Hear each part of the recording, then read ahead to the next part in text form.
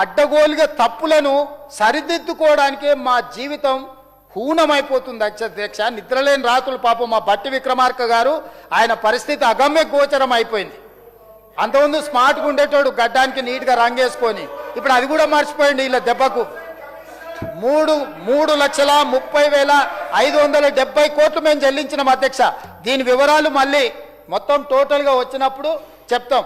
ఎంత అప్పు ఎంత మిత్తికి తెచ్చిరు తెలుసా అధ్యక్ష? మంది కాకపోతే ఢిల్లీ దాకా దేకమన్నాడు అంటే వెనకటికి ఓడు 11.5%తో మిత్తితో తెచ్చిరు అధ్యక్ష.